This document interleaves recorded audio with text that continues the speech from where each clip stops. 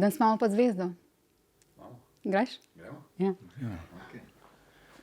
Klapa.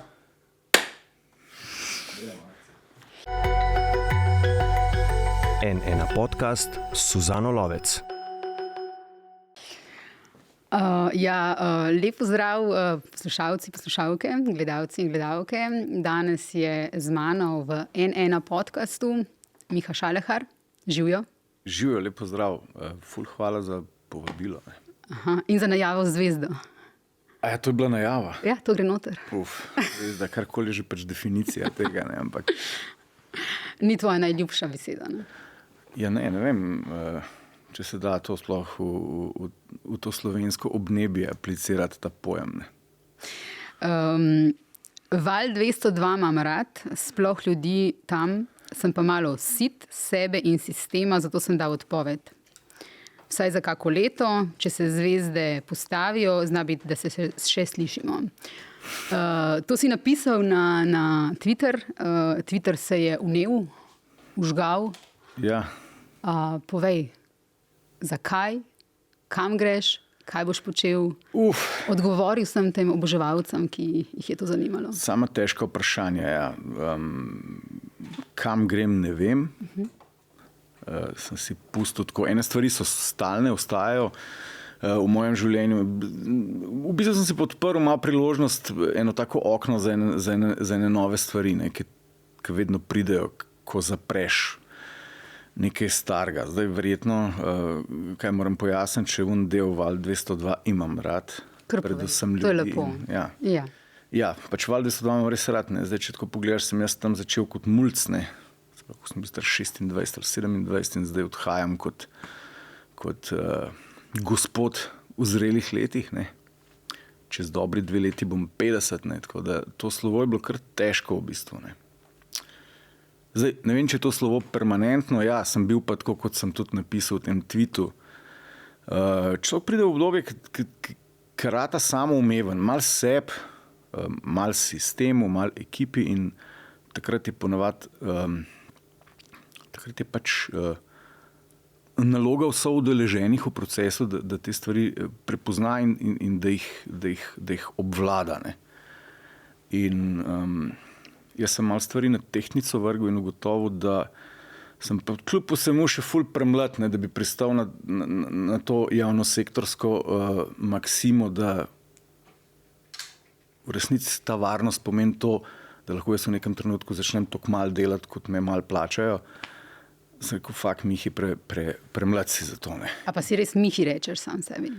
Ja, tako, kadar se na tak toleranten, spoštljiv in kako se že reče, kaj že moderna beseda, samosočuten način obravnavam, takrat si rečem Mihi. Sem rekel, Mihi, premlada sva midva za tole, da bi se na tak način upokojevala, ne, tako da sem rekel, bom pa malo počil. No, tako se mi zdi še najbolj fair do sebe, najbolj fair do institucije in jasno najbolj fair do kolektiva, ki je pač en del tega in ta kolektiv res cenim, spoštujem in imam ful rad. Ne. To je v resnici ena taka moja radijska familija. In tudi zelo lepo so se poslovili od tebe, Nejc Jemec je napisal krasen post oziroma v slovo. Čeprav razumem, si pustil odprta vrata, oni so teh pa tudi malo pustili priprta, kar je ful lepo. Ja, mislim, rekla so mi, da zelo vrnem, ne, če me bo zasrbel. Ne. Jaz ne rečem 2-krat, da se ne bom. Je pa fajn, da imamo malo pauze, ne. Pa mogoče tudi en tak message instituciji. Ne. Zdaj Val 202 je samo del te institucije. Ta institucija je pa zelo rigidna. Ne. In ta institucija v resnici res ne zna delati z ljudmi, ki so bili v taki situaciji, kakršni sem bil sam. Ne. In tukaj se morajo oni še marsikaj naučiti in to je mogoče tudi en tak moj čist javen message hiši kot taki, da ne se zajebavati modeli. Ne. Ni bil pa to kakšen političen statement? Ne, nikakor ni bil političen. Hočem reči, ja, seveda, ne, zdaj Videl sem, da se tam politiki ene provenience so se mi prav zahvaljevali. Ne? Čakaj, bom jaz to prebrala. Skratka, bivši notranji minister, gospod Hojs, je napisal, evo, Denis Avdić javnega radija, eden manj, ki ad personam žali politike desne provenience in smo ga bili prisiljeni plačevati. Lep zgled tistim, ki to še počno in upanje, da se tudi leva anarhistična greznica na javnem radiju počasi ščisti. Tole, ne, si videl verjetno. Ne, imel sem v mislih nekaj drugega, ampak lahko tudi to pokomentirava. Tip je naporen. Ne. Jaz pač do neke mere razumem in sprejemam njegovo jezo in gnev. Meni se zdi, da bi on mogel biti iskreno vesel, pač, ko jaz odhajam, te ideje žaljenja ad personam po naročilu politike točno določene provenience globoko, ampak res totalno globoko zavračam. Stvari so arhivirane. Če sem že to počel, sem to vedno počel, ne glede na politično provenienco. Vsem je dobro znano, da so mene zmerjali celo z desničarjem. Včasih tudi z levičarjem. In ko se to dogaja, takrat pomeni, da delaš dobro. Zdaj tega tvita, tega gospoda ministra, pač si nisem vzel preveč k srcu. Bi pa v čisto duhu tega ad personam žaljenja povedal, da mi v resnici kaj si nek dobesedno likec, ki so ga neke zgodovinske okoliščine izstrelile, kad bi loto izžrebal, da nas je 2 leti z pozicije notranjega ministra buzeriral. Okay. Jaz ne vem. Da se navežem na rad to. Rad ga imam. Rad ga imaš? Pa ja, se mi zdi, da je treba take ljudje razumeti. Saj ni on sam kriv. Mislim, če gremo če zasledujemo neke te postulate, psihoanalize in tako naprej, je popolnoma jasno, da so tukaj v zadju zelo verjetno, pa to zdaj res ne žalim. Ne? Yeah. Nekaj z razlogom se tako obnaša. Lej, ker ti si že enkrat rekel, ne, bil sem že vse, kar se je dalo biti, bil sem skinhead, punk, grunge, rock'n'roll, rave, levičar, desničar, samo še badmintona nisem igral. A zdaj si ga že? Ne, pa ja, v bistvu sem tudi že badminton igral. To mislim, da sem govoril, to je izleček, to je bilo v tem obdobju iskanja, ampak se očitno to obdobje iskanja čist zares nikdar ne mine. Ne? Če se vrneva k javni RTV, s to hišo v bistvu vemo tudi, kaj se dogaja, novinarji protestirajo, mnogi od njih pravijo, da se pač dogaja politični prevzem, predvsem televizije. Kako pa na to gledaš? Recimo na te kolege, ki opozarjajo, stavkajo. Te kolege absolutno podpiram. Imam dovolj notranjih informacij, da lahko, bom rekel, celoten svoj kredo zastavim zato, da se to res dogaja. Na televizijski strani absolutno, na radijski strani nas tako imenovana roka pravice še ni dosegla v tej meri. Jasno, skozi neki pritiski, ampak to je tudi del naše obrti, s katerim moramo mi shajati. No, se pa tam na uni strani dogajajo grozne stvari, seveda tudi mi kot javna inštitucija nismo nedolžni. Ne? Sej to, bom rekel, vlogo javnega medija je treba pravzaprav ves čas premišljati, jo korigirati. Tako da jaz na to ne gledam kot na nek tragičen dogodek, to je zgolj ena izmed, bom rekel, etap, ki bo konec koncev nekako posledično upam, da vplivala na nekaj dobrega, da bo tudi javni medij samokritično sebe premislil, zavzel neko pozicijo. Ne, to se mi zdi, da ni neka konstanta skozi čas. Ne. To se spreminja. Da gre pa za poskus političnega prevzema enega večjih medijev, oziroma javnega medija, to pa nesporno drži. Ne. Ti si skratka odšel. Zdaj si še zmeraj govoril kot mi, ko si govoril o radiju in TV-ju. Jaz se mogoče mi je to simpatično spodletelo, ampak jaz vsem, kljub temu, da spoštujem in cenim pač vse medije, se mi zdi, da javni mediji imajo eno posebno mesto v tej, bom rekel, medijski ponudbi in da je tudi en poseben privilegij delati v javnem mediju. Privilegij, ki prinaša ene, bom rekel, zelo pozitivna dejstva in okoliščine, pa kaj tudi negativnega, ampak s tem je treba shajati. No. Hoče to rečem mi še vedno. No, sej, lepo. Ampak za gledalce in gledalke, poslušalce in poslušalke, ti si skratka pustil zdaj radio za nekaj časa, vsaj za nekaj časa za sabo. Ja. Imaš ta svoj projekt v Robidišču oziroma s partnerjem imate turistično, gorsko-kolesarsko zadevo, ki jo furate in verjetno si odprt tudi za kakšne nove projekte. Rekel si mi, da si nekaj ponudb že dobil. Si se že za kaj odločil? Nisem se. Tako, moram reči, da se osebno, ker v enem takem, sicer odločitev je bilo sprejeti, je bilo zelo težko. Ne? Veš, kako ljudje hodijo okrog tebe, pa čakaj malo, pa glih zdaj, ne? Pa tok si star, pa kaj še pol argumenti, pa glih zdaj, ko bo kriza. Ampak vse kriza je vedno. Ne? Tako da sem zadovoljen, da sem ta korak naredil. A noben ti pa ni rekel, 2 otroka imaš? Absolutno sem mi rekel, 2 otroka imaš, pa kriza bo, pa lih zdaj, pa inflacija, pa tukaj je stabilno, jaz sej vem.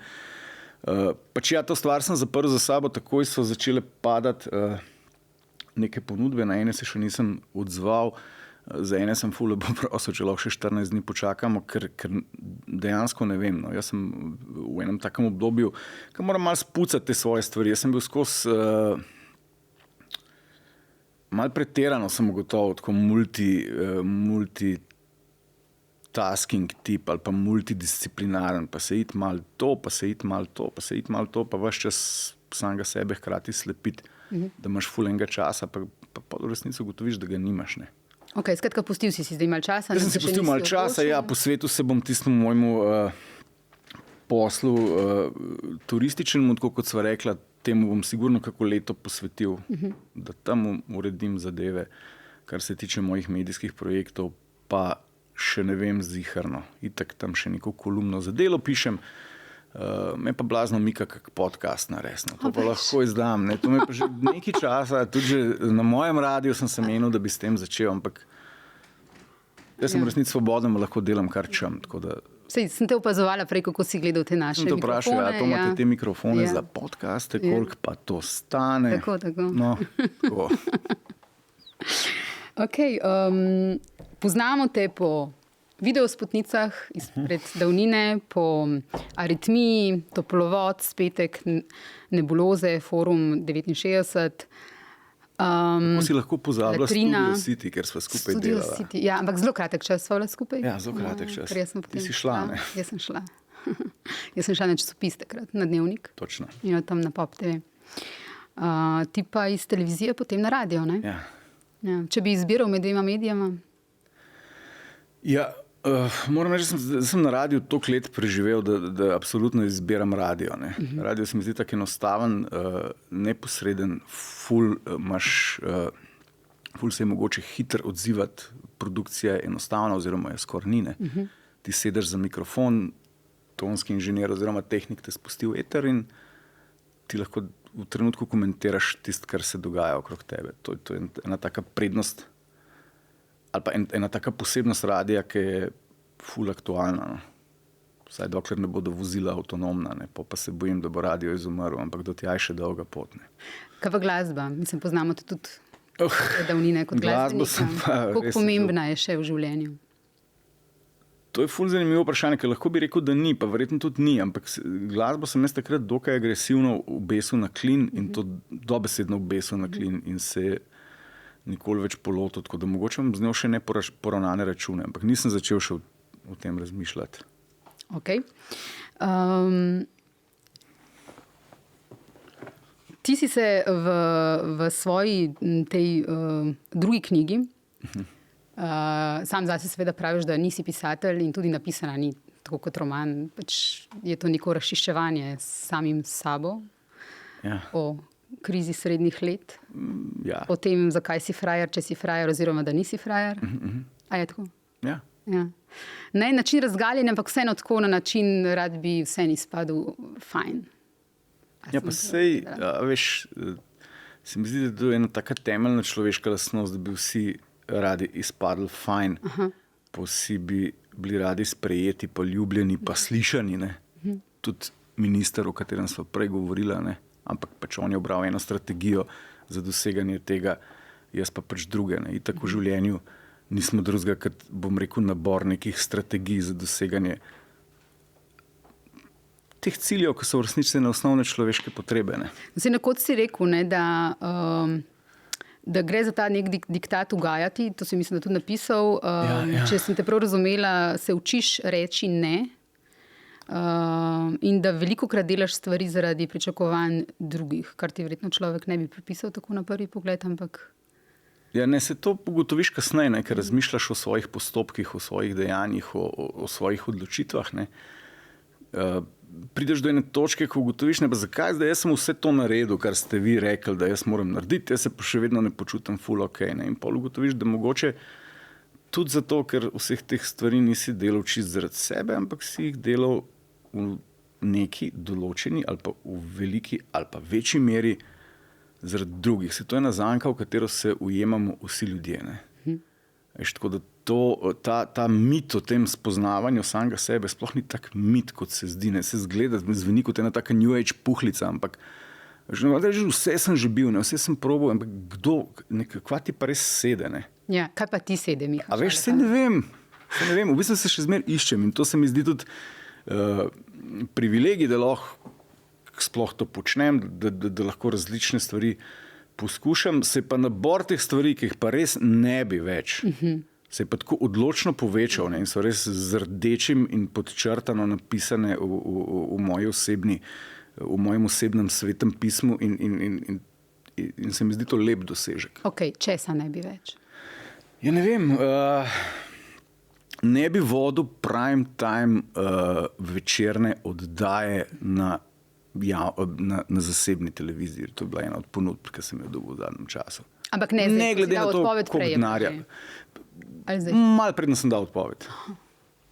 Se tako za hecanje, kako stvari se opadajo, ne? Kako že samo... Da bi že samo mislijo izzval neke nove priložnosti. Recimo take stvari ne bi. To si zavrnil. Ja, pa še kaj. To je bil samo en primer, če se ne bi. Ful stvari več ne bi. Več je tistih, ki jih ne bi, kot tiste, ki bi. Mogoče tiste, ki bi sploh še čakam, da se pojavijo. Okay. Ampak, kot praviš, je veliko že to, da vemo, česa ne bi več, da znamo postaviti le neke meje tudi sebi. Tako, zna pomagati. Zna pomagati in verjetno, če se vrnem nazaj na ta odhod, je osvobojujoče tudi to, da lahko v bistvu človek reče, ne grem se več, odhajam. So v bistvu katarzični ti odhodi včasih, ne?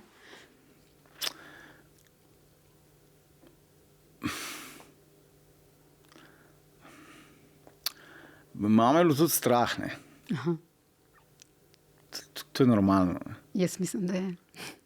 Ampak ja, na nek način pa so katarzični. Ampak se zdaj še prezgodaj govoriti.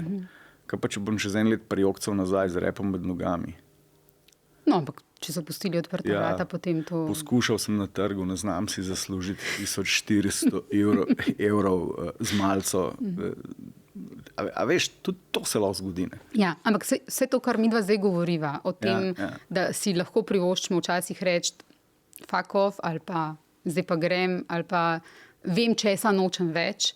To je v bistvu vseeno ta privilegij nas iz nekega srednjega razreda, da mnogi, ki zaslužijo manj kot midva, ali pa ki delajo druge stvari kot midva, tega privilegija nima. Ne? Totalno se tega po eni strani zavedam, po drugi strani pa spet ne sprejemam te ideje do te mere. Ne? Meni se zdi, da vsi ljudje premoremo eno notranjo moč, da lahko ene določene okoliščine, ki uokvirjajo naš life, spremenimo. Ne? A veš, ne rečem, da ne obstaja en nezanemrljiv odstotek ljudi, ki si ne morejo pomagati. V glavnem si ljudje lahko pomagamo. Okay, ampak... Veš, jaz imam en kup frendov, ki hodijo res zatežene službe, jamrajo že leta, desetletja. Mislim, sorry model, a veš, sej si hodil na faks, sej nekaj znaš, ampak, a veš, spremembe ali pa, bom rekel, iskanja enega boljšega načina, kako preživeti te ure, ki so ti odmerjene na zemlji, pomenijo tudi nekaj tveganja. Ne? Ampak še zmeraj zgovoriva znotraj pač najnega nekega tega razreda.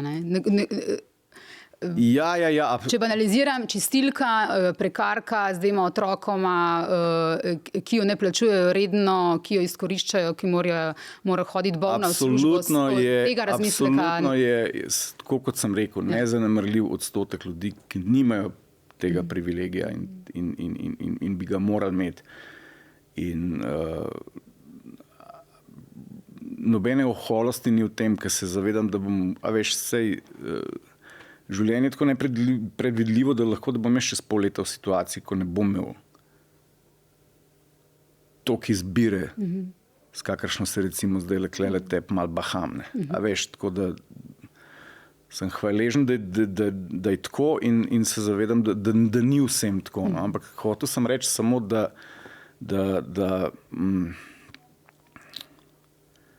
v bistvu me je tvoje vprašanje zbodlo, zato ker sem večkrat od svojih frendov poslušal očitke, kako jaz pa tako malo da si privilegiran. Lahkotno pedenam vse te stvari. Sej, ampak tudi lahkotnost nosi eno tveganje. Jaz mogoče zdaj, ko se poslavljam, bi bilo fajn povedati, da sem bil samo 2 leti redno zaposlen na radiju. Da sem bil pač cel življenje pač freelancer. Ne bom rekel prekarc, ker nisem bil pač potisnen v to vlogo. Jaz sem bil to tam zato, da nisem imel konkurenčne klavzule, da sem lahko delal še druge stvari, dal se mi je delati in pač mi je bilo tako in zdaj sem spet tam in po 10 dneh mi je zdaj Kaj pa še pride? Kaj pa bo, pa ne vem. Ja. Lej, tvoj pogled na družbo in državo me zanima. Ne? Kako se spreminja ta družba, kaj jo ti opazuješ, ampak kako se tudi spreminja tvoj pogled? Ja. Da se približuješ 50, delal si v medijih ves čas. Ja. Tako ali drugače je ta stvarnost tudi do tebe prihajala. Zdaj prej si mi rekel, da tele volitve malo slabo spremljaš, ne? Da si pogledal sicer naše soočenje, ampak kaj drugače pa, kaj drugega pa ne. Ne se mogoče si bom še za nazaj malo pogledal. Ne, zdaj res te volitve moram reči, da slabo spremljam. Kaj je bilo slovo vprašanje? Oprost, zdaj sem jaz čisto zašel. Vprašanje je bilo, kako se družba, to, kar ti opazuješ kot medijski človek, spreminja in kako se spreminja tvoj pogled na njo? Ful se spreminja. Ne? Se mi zdi, da zdaj ne vem, verjetno vsaka generacija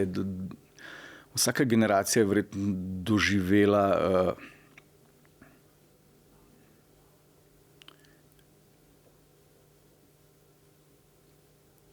na nek način take čase, ki jih zdaj mi doživljamo. No, meni se zdi tako, to je ful kompleksno vprašanje, ki je tako večplastno, da si je težko, no, kaj pa vem. V nekih grobih orisih se mi zdi, da se je ta družbeno-ekonomska ali pa politično-družbeno-ekonomska paradigma, ki jo živimo, malo izpela, da nam nima več kaj dosti za ponuditi. Hkrati še vedno malo zanikamo, da so neke spremembe neizbežne.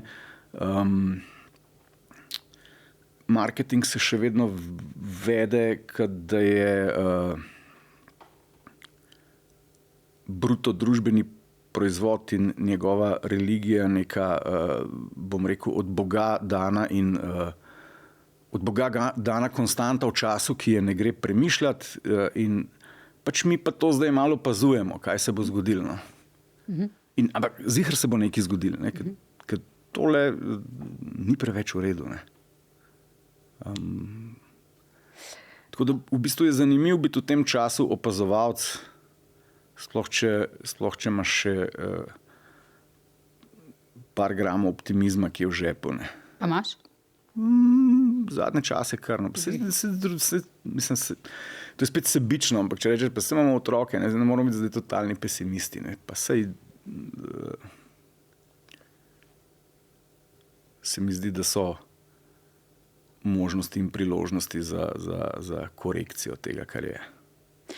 O otrocih tudi pišeš v tej knjigi, med drugim omenjaš o tem, da zelo jasno je, da to, kar vidimo na Instagramih, Facebookih in te podobe. Enkrat smo napisali v poglobljeno en članek o tem, kaj se skriva za temi podobami blažene sreče otroštva oziroma starševstva. Kaj vse starševstvo s sabo prinese. Ne? O tem tudi pišeš oziroma o tem zelo necenzurirano govoriš, kako je imeti najstnika in še enega otroka. Kaj se skriva za to podobo blažene sreče? So tukaj tudi pritiski na starše, niso samo lepe stvari. Kaj je tisto, kar ne gre na Instagram in Facebook, pa vsi starši doživljamo? Kaj polne teh nekih New Age puhlic, med drugimi tudi tane, da so otroci naši najboljši učitelji. Samo to ne veš, česa te bodo naučili v eni od etap življenja. Ne? Med drugim te lahko naučijo tudi usklajevati svoje lastne pričakovanja in podobne stvari. Se mi zdijo pa bom rekel zdaj, ta epidemija ali pa kar ena družbena zapoved obstaja, da je treba ves čas deliti te podobe sreče na teh družbenih omrežjih, se mi zdi, da so ali pa smo starši še bolj pod pritiskom teh starševskih vrstnikov, da gre tukaj za totalno zanikanje realnosti in seveda za eno zelo škodljivo razvado, ki pomeni relativno nesrečen konc, ne, ker gre tukaj za neka pričakovanja, ki mogoče ne bomo doskočili. S tem ne pa vsak posameznik shaja. Meni se zdi to ful narobe. Meni se zdi, da imamo nerealna pričakovanja od samega koncepta starševstva, da imamo nerealna pričakovanja do svojih otrok. Saj ne nazadnje, tako kot so jih imeli starši do nas. Ne. Saj, da takrat ni bilo Instagramov, Facebookov, kjer so konstantno lepili vse pozitivne trenutke, lepe trenutke, grdih in težkih pa kot da ni, ne? Ker to so družbena omrežja dan danes. Ne? Ja, zakaj jih ni, ne? Zakaj jih tako vztrajno zanikamo? Ja, ne vem. Tega tudi jaz ne vem. Mogoče zato, ker se ne prodajajo, ker v bistvu družbenih omrežij je itak, da nam servirajo tak svet, kot naj bi bil, kot si ga vsi želim, ki se prodaja. Štekam. A veš, kaj hočem reči? Ja, tako kot da živimo v nekem takem kolektivnem Big Brotherju, kjer se moramo skozi vsi delati, da smo happy. Vmes pa algoritmi prepoznavajo naše potrebe in nam spotoma ponujajo še tiste produkte, ki nam manjkajo do popolne sreče. Na Draga Ivanuša v enem našem članku se bom navezala, ki je o tem govoril. On pravi, glejte, Facebook opazujem sicer bolj oddaleč in to je res narejeno tako, da padeš noter in da ta medij zamenja tvoj samostojni razum. Je kot neki oltar, na katerega hodiš klečat in prositi za impulze, kako naj razmišljaš. To je verjetno pač en del odgovora, ne? Zakaj obstaja skoraj samo lepi trenutki na Facebookih in Instagramih, zakaj vsi starši mislijo, da so otroci drugih staršev bolj zadovoljni kot naši. Tukaj se mogoče celo vrneva k tistemu mojemu vprašanju, oziroma k tvojemu vprašanju od začetka. Ne? A veš, o spoznavanju samega sebe, o tem, kaj želiš in česa ne. Zdaj, če jaz prav razumem ta družbena omrežja, tukaj ne gre za to, da bi ti uskladil svoja ravnanja z nekim tvojim notranjim prav, ne? Yeah. Ampak ti svoja ravnanja usklajuješ s pričakovanji drugih, ne? In to potem meriš številom lajkov. Ne? Skratka, ti narediš nekaj, kar danes počnejo vsi, zato ker je to v trendu in veš, da boš za tak make-up, tako ravnanje, tako razmišljanje bom rekel, nagrajen z nekimi digitalnimi srčki. Ne? Ja, ki pomenijo toliko pa toliko nekih hormonov v mikroelementih, pač teh hormonov. In to ti potem sproža te endorfine. Ti pogledaš neko digitalno številko in rečeš 3600 enot ljubezni sem. Ampak to nima nič s srcem pa z ljubeznijo. Kakšna prevara. Ne? Skratka, ta svet je pofejkan. Ti si se s tem svetom... Svet je pofejkan. Jaz verjamem, da je svet sestavljen iz samih ubogih par, vključivši mene pa tebe, ki želimo biti sam dober. Ti dejansko si idealist. Ja, pa jaz verjamem, da je v ljudeh dober. Jaz sam mogoče včasih dvomim v orodja, ki jih uporabljamo za to, da bi bili dobri. Potem nisi dober. Mi živimo v družbi, v ekonomskem sistemu, ki želi, da smo slabo. Sej osnova kapitalizma in marketinga je, da se ti počutiš slabo. Ta delta med slabo in dober je pa vse tisto, kar boš ti spotoma kupil. Religija BDP-ja. Se pravi, ti moraš biti najprej slabo, nekaj te mora manjkati, ne moraš biti predebel, prezgubano kožo, moraš imeti premal deca s preslabim avtom. Zdaj, tukaj so seveda stvari targetirane glede na spol, starost, nazore in vse, ampak več ali manj je to ista pašta. Ne? Ja. Mi živimo v ekonomskem sistemu, ki od nas terja, da smo slabo, ker ga samo kot tako, da smo res slabo, lahko vzdržujemo. In ta družbena omrežja so prišla, to je najboljše orodje, kako doseči, da se milijoni počutijo slabo. No, da sem spet malo naredila pametno, Manca Garenko je enkrat, ko smo pisali, ker ti govoriš v tej knjigi tudi o tem staranju, o krizi srednjih let, o tem, kako se počutiš, ko se zagledaš v ogledalu pri 47. In točno o tem smo enkrat tudi pisali, o tem, kako vsa ta omrežja, te podobe vplivajo na nas in na kak način. In ona pravi, lepotna industrija služi prav na naši negotovosti, mi pa nikoli nismo živeli v bolj negotovih časih. V poznem kapitalizmu nikoli nismo dovolj uspešni, srečni, bogati, izpolnjeni, priljubljeni in lepi.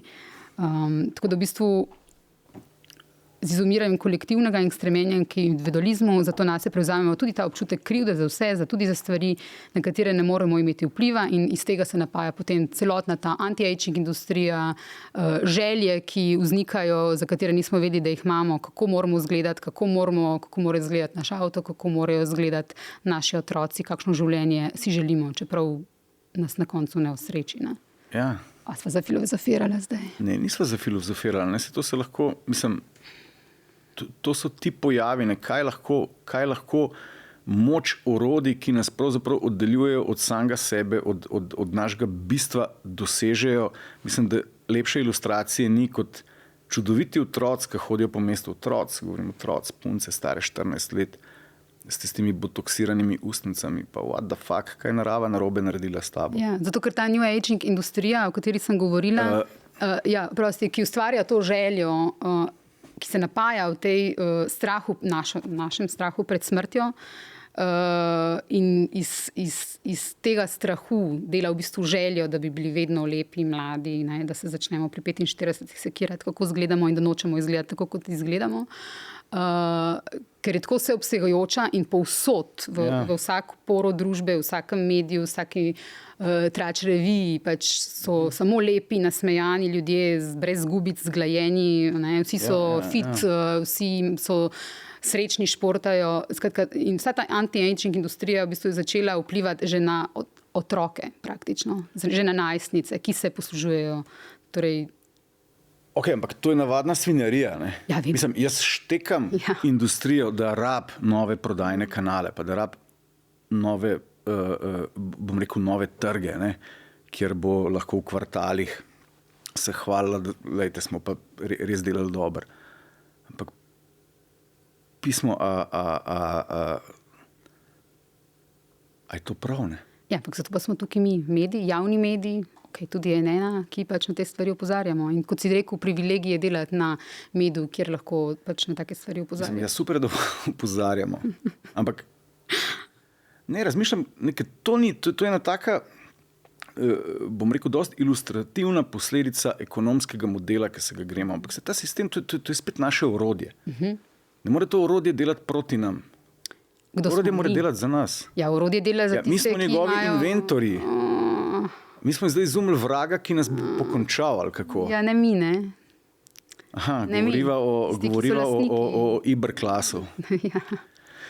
Ja, no, sej to je pa tudi en zanimiv dokumentarc. Sem zadnjič pogledal spet na MMC-ju. Mislim, da je Zgodovina kapitala naslov, francoska reč, super poučna.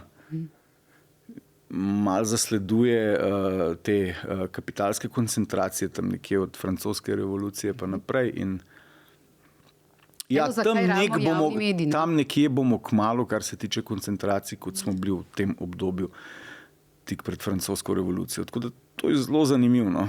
Ja. Pa tudi te stvari so res kar dedovane, kar je vprašanje, kaj smo s francosko revolucijo sploh naredili. Ampak to so že težke teme. Ne? Pa dobro, lej, težke teme nama grejo, ne? Super. Ja. Si se pa ti v teh tvojih oddajah loteval tudi, se vrtiva tle okrog, rumenih medijev, družbenih omrežij, influencerstva in tako naprej. Ja. To si počel na tak nek zafrkljiv način, mnogi so mislili tudi žaljiv.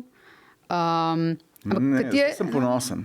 Na Latrino sem zdaj ful ponosen, ker se mi zdi, da je tako napovedala medijsko prihodnost. Se mi zdi, da te modusi, ki so bili takrat prisotni, recimo pretežno v tem rumenem medijskem miljeju, da so zdaj ratali en tak zlati standard medijev na splošno. Ne. Tega nisi takrat videl kar tako. Ne.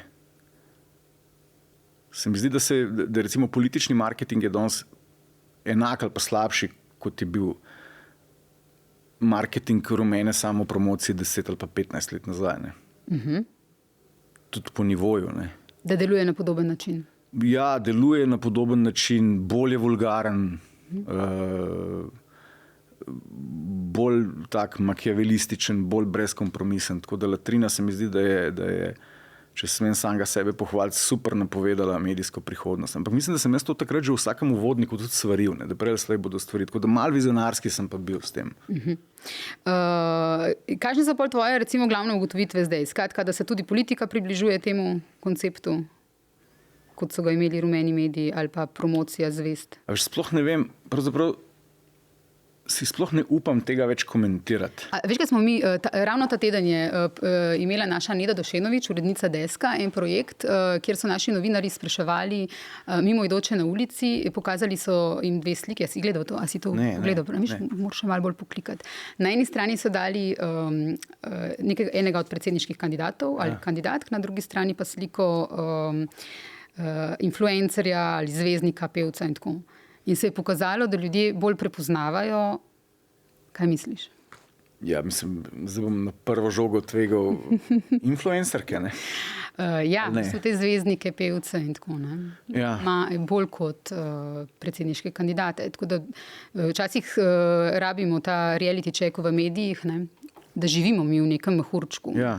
Ampak spet ne bi pa jaz rekel, ne, a veš, zdaj lahko nek poslušalec ali poslušalka bo lahko iz tega izpeljala idejo, da kako je bilo včasih fajn, ne, so bili politiki decentni, ne, recimo, pa se pa vrnemo v čase Drnovška, pa Pučnika, pa podobnih, a veš, ampak kaj pa vem, če to drži, ne, a veš, mogoče pa ta ekonomski, a veš, mogoče pa ta sistem z velikim S samo potreboval času pa trenutku primerne. Zdaj pa pač je neka druga zgodba.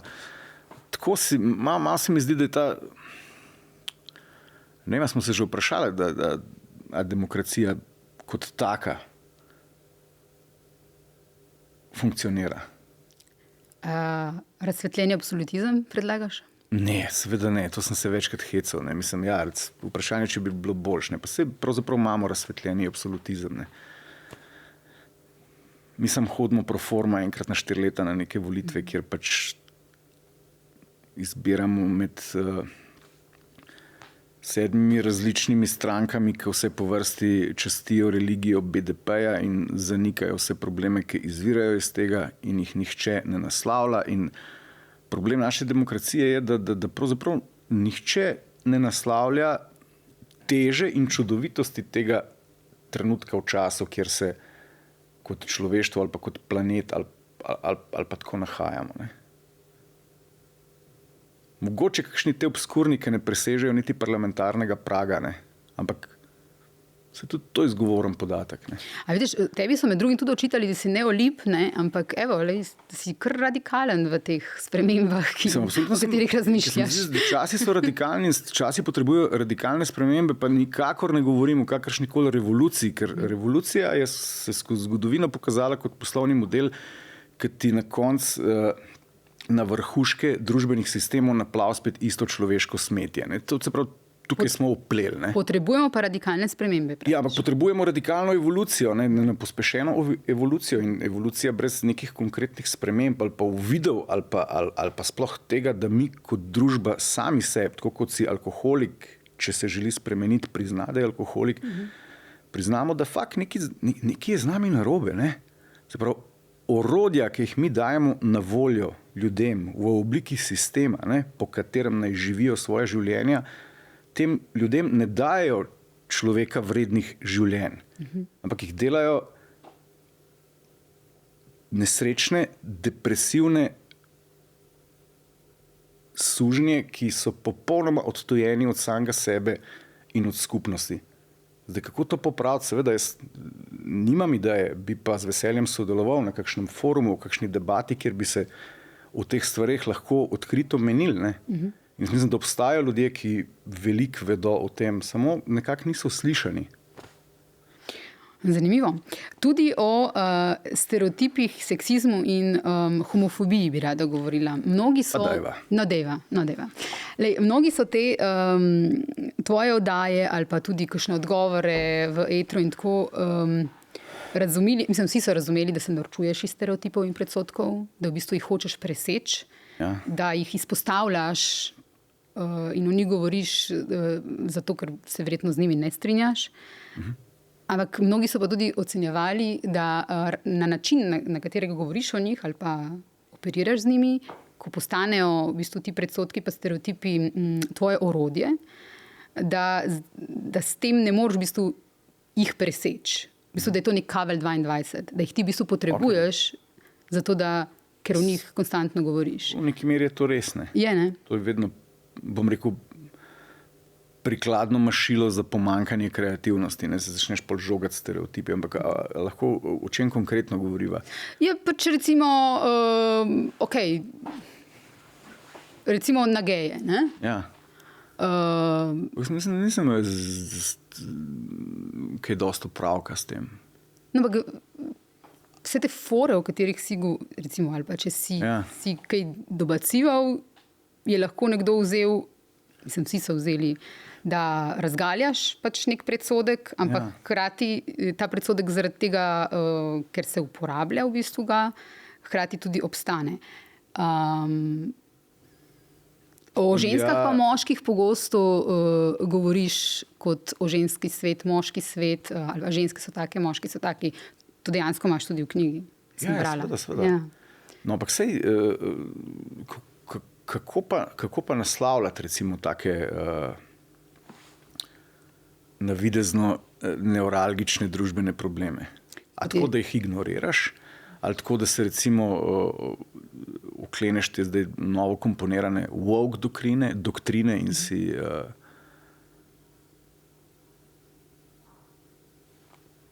to ne vem, kako bi to zvenelo, recimo. Kaj to pomeni, da lahko še o tem govoriš? Ali da... Ne, mene sem zanima, na kak način. Na osebni ravni so meni to, bom rekel, popolnoma irelevantni družbeni izmisleki, ki mi v človeku povejo ful mal. Misliš, to, če je nekdo moški, ali če je nekdo ženska, ali če je nekdo gej, ali če je nekdo heteroseksualen. Veš, to meni o tebi nič ne pove, oziroma se mi zdi, da je to en zelo plito nivo razmišljanja, če so te stvari pomembne. Ampak po drugi strani pa seveda spet niso nepomembne. Ne? Seveda se jaz kot človek, kot bitje, kot del družbe, ki, bom rekel, proizvaja tudi neke norme, obnašam tudi v skladu s tem podatkom, ki ga dobim od človeka. Ne? Tako da tukaj zelo en ta nakletke hodim, sploh ne vem kako. Osebno sem pa mnenja, da mi to malo pove o človeku. Ne? Ja, bo zanima, če je nekdo strojni tehnik, ne? Kaj me briga, če si gej? Ja. Kva bereš, ne? Kam hodiš na dopust, greva smučati? Ja, super, ok. Mogoče nisem dobro ubesedila. Ta sarkazem pa, mogoče zna biti. Ta sarkazem pa cinizem, ne, ki ga zaznavamo recimo v tvojih delih ali pa v tvojih nastopih. A je to en način soočanja s stvarnostjo oziroma zakaj je takšen? Zakaj na takšen način se soočaš z njim? Tudi s vsem tem, kar sva govorila. Kot to, da je prisoten sarkazem pa cinizem, to verjetno je jasno. Ja. Mislim, to, da je prisoten sarkazem pa cinizem, bi jaz mogoče celo si upal kar priznati, da je to v bistvu ene vrste anomalija. Ne? Sarkastični pa cinični so ljudje, ki so mestoma nesrečni. Ne? Si nesrečni? Sigurno spadam kdaj med ljudi, ki se ne počutijo dobro. In prepričan sem, da sta sarkazem pa cinizem dve področji, ki ti gresta takrat boljš kot optimizem pa ostale panoge. Je pa lahko tudi način obrambe to, ne? Ja, je način obrambe, pa tudi način upovedovanja, ki pa ljudem, ki se počutijo podoben sede na nek način. Zato se mogoče tudi čist fajn prodaja. Tako da tukaj smo se najdali, pa moji odjemalci storitev, če sem čist iskren. Ne? Veš, mogoče bi bila taka velika sprememba, da se nekje v prihodnosti vidim pa brez tega, a veš? Ne? Pa se vidiš? Ja, jaz upam, da se ne. Mislim, meni se zdi, če bi kaj rad dal še tako, pa tudi sam, a veš, se mi zdi, da to brodenje po človeškem dreku in neprestano iskanje nekih ekscesov, anomalij, ob katerih se bom jaz ali zviška naslajal, ali jih cinično ali pa sarkastično obravnaval, kot glejno, jaz pa štekam več kot oni za webci. Da ta del mene je mogoče malo izpet, da tudi kar bi me zanimalo, pa za kar bi imel ful energije, tako jaz bi rad govoril z ljudmi, ki bi me navdihovali, a veš, mogoče o tistem, kar sva malo prej govorila, ne. Veš, to me, no, želim si, ne vem, sest dol s patrom Karlom Gržanom pa govoriti o tem, kaj pa lahko naredimo, ali pa še s kom takim. Ne vem, on mi je prvi zdaj prišel na misel. Razumem, ampak pol v bistvu je to nek korak naprej, če v bistvu sam prepoznavaš, da je cinizem pa sarkazem, da je v bistvu bil to nek simptom. Se ne rečem, da bom čist pokopal, ne, ti dve veščini, ki sem jo izpilil, ne. Do potankosti. Do mojstrstva, do visokega sjaja, ne, tudi zdaj vsem. Veš, tukaj pa spet to vprašanje ega, neki postane tvoj trademark, si se pripravljen temu odreči, ne. Veš, kakšne krize sem jaz, ko sem dal odpoved na radio. Zdaj konc z mano. Zdaj pa jaz ne bom obstajal več. Zdaj mi pa gospa na delikatesi ne bo več spoznala. Veš, a bom jaz sploh še jaz brez te pozornosti. A to me zdaj hecaš ali si sedel? Ne, to me je čist, evo, zdaj bom odkrit. Ja. Na večer pred tem velikim podpisom razdruženja so me točno take misli, ne, mi je, veš, Majen ti tak vedno ustraja na tem, da se nič v življenju ne spremeni, ne. No, sej, lej, to, kar si zdaj rekel, da... Me je začel nagovarjati, Miha, ti boš zdaj nobody. Ja, sam eden. Zdaj konc, ne? Ja. Zdaj konc. Zanimiv. Ne, sej lepo, da si tako iskren, ker v bistvu kljub temu, da ti lahko očitamo to nek frajerizem, ne, ga narediš na ta način, da v bistvu vsem razkriješ neke svoje ranljivosti, ne. To je bila tako neka pohvala. Hvala. Ki jih ne dajem pogosto. Mislim, lahko ti to očitamo, ampak hkrati to narediš na način, kot imam tudi pomanjkljivosti. Evo, vidite si, to je samo moja napaka. Se delam frajerja, ampak se delam prek napak. Ja. Vse sem lepo pojasnil zdaj. Ja. Tudi o staranju, o odraščanju nas, ljudi v zrelih letih govoriš v tej knjigi. To sva nekaj že rekla. Všeč mi je bil stavek, ne spodobi se biti poražen, če je bil svet ustvarjen le zate. To se mi pa zdi res, res dober stavek. Ker vsak od nas verjetno misli, da je bil svet ustvarjen za nas. In potem, ko pač se soočamo z nekimi lastnimi pomanjkljivostmi, lastnimi napakami, ko naredimo mogoče že več kot eno, takrat po moje začnemo res odraščati. Se strinjaš? Ja, v bistvu se strinjam. Ja. Mislim, nažalost smo imeli tak support pri odraščanju tako beden, ne, skozi vzgojo doma, skozi šolski sistem in bom rekel vse ostale oblike izobraževanja ali pa vse medijske ali pa vse inpute, ki smo jih bili deležni od marketinga do popularne kulture, tako beden, da v bistvu tam začenjamo odraščati šele pri 45. Ne. Ampak točno to je, ne, ta ideja, ne, da smo popek stvarstva in da je svet ustvarjen za nas in da je svet en velik poligon, kjer bomo mi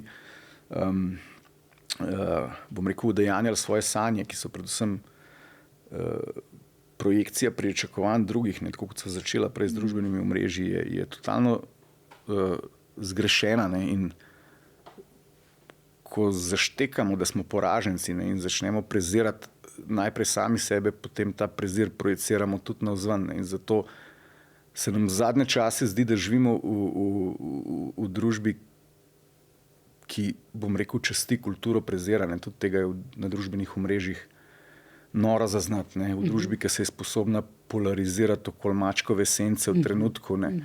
Se mi zdi, da to vse izvira mogoče iz tega. Zdaj, jaz nisem nek psihoanalitik ali pa filozof, da bi to videl, ampak to je ena teza, ki bi jo pa mogoče rad s kom preveril. Pa tudi algoritmi to spodbujajo. V bistvu algoritmi nam servirajo stvari, da na koncu pač je produkt tega je polarizacija. V bistvu stvari, ki razdvajajo, so tiste, ki bolj grejo. Ne? Zato, ker nas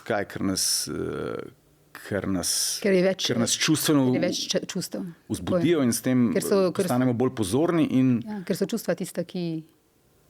Pozornost je pa biznis, ne? Če prav razumem. Tako. To je poslovni model. Ja. Wow. Dekonstrukcija poznega kapitalizma z Miho Šaleharjem. Dajva še reči eno o dobrih ločitvah.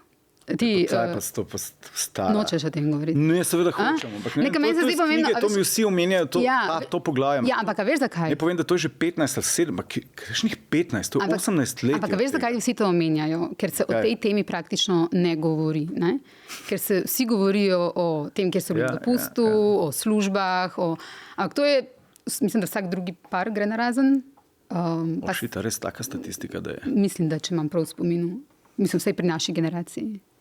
Ja. Ampak noben ne govori. Mi smo enkrat naredili, še prej, ko sem na Pop TV-ju delala, en prispevek oziroma eno oddajo o tem, na kak način iti narazen, kako se ločiti, kako je to pomembno, da čim manj prizadeneš otroke, kako pohendlati to stvar. Ampak to je nekaj, na kar te nihče ne pripravi. Ne. Ti praviš, ful dobro si opisal. Mislim, da tam razlagaš, kako si bruhal na PST-ju, ko si se odločil. Oziroma, na banko kredit podpisati. Tako. In pozabil. Ja, in kako, 3 leta. Aha. In kako je to v bistvu obenem nek popoln občutek tesnobe in popoln občutek svobode v enem. Ne? Rečeš pa tudi, če vztrajate v odnosu, ki ga tudi tisti svetovalci za 100 evrov na uro ne morejo rešiti, pojdite in se ločite. To je v bistvu tvoj nasvet. Če se to res ne da rešiti, je verjetno boljše biti brez neke slabe zveze, kot v slabi zvezi. Če sem te prav razumela? Ja, seveda. Ja. Mislim, če se ne da rešiti. Če se ne da. Prej se je pa treba potruditi, ja. Absolutno. Tako moš najprej samega sebe rešiti, preden lahko zvezde rešuješ. Ne?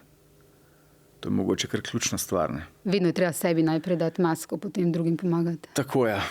In sva spet na začetku. Ja, a bi še ti kaj vprašal?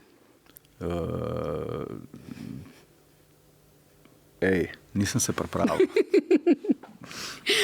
Hvala lepa, Miha Šalehar, da si bil naš gost, moj gost. Hvala lepa, Suzana. Mislim, da nam je rado kar ljubek pogovor. Ljubek? Mestoma sem bil malo zadregi, ampak to sem od tebe tudi pričakoval. Ampak sem bila prizanesljiva, je tako? Ful si bila prizanesljiva. Res je. Okay, hvala tudi vsem gledalcem in gledalkam, poslušalcem in poslušalkam. Spremljajte nas še naprej in vidimo in slišimo se zelo kmalu.